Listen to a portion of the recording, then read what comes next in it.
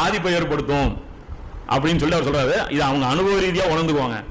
நாளைக்கு பார்த்தோம்னா இப்போ நீங்க நினைச்சீங்க முஸ்லிம்கள் எந்த அளவுக்கு இந்த 10-15 மோடியுடைய 2014 எண்டிலிருந்து 21 எடுத்துங்க, முஸ்லிம்கள் மீதான அடக்குமுறை அதிகமாக இருக்கா கம்மியா இருக்கு? அப்போ உங்க ஸ்ட்ராட்டஜி ஒர்க் அவுட் ஆகலைன்னு தான் அர்த்தம். ரிவர்ஸ்ல தானே போயிருக்கிறோம்.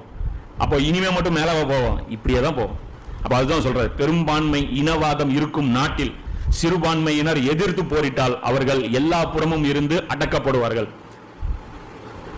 இந்த மைண்ட் செட் இருக்கக்கூடிய ஒரு நாட்டில் சிறுபான்மை போராடிச்சுன்னா எஷ்டா அடி விழுவும், ஒடுக்கப்படுவாங்க. இன்னும் நல்ல இவனை சரியா விடல, இன்னும் நல்ல ஸ்க்ரூ டைப் இவ்வளவு பண்ணி நீ போராடுறியா, அப்ப இன்னும் உன்னை நல்லா கவனிக்கணும் அப்படின்னு தான் நினைப்பாங்க அப்படின்னு சொல்லிட்டு அவர் சொல்றாரு. கரெக்டான ஒரு இது.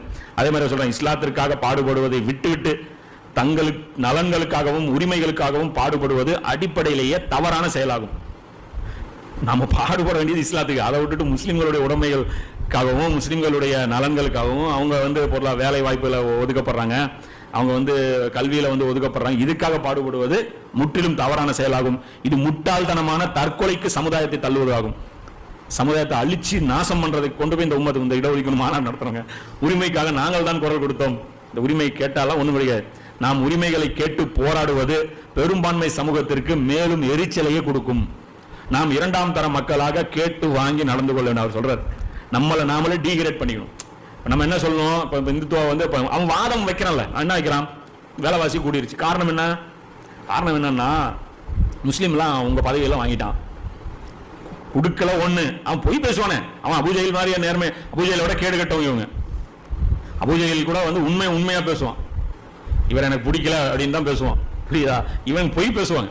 இவன் என்ன சொல்றாங்க, முஸ்லீம்கள் டாக்டர் பதவி இந்த பதவி எல்லாம் வாங்கிட்டாங்க, உங்களுக்கு கிடைக்க வேண்டிய இடத்துல இடஒதுக்கீடு பேர்லாம் வாங்கிட்டான்ப்பா, புரியுதா?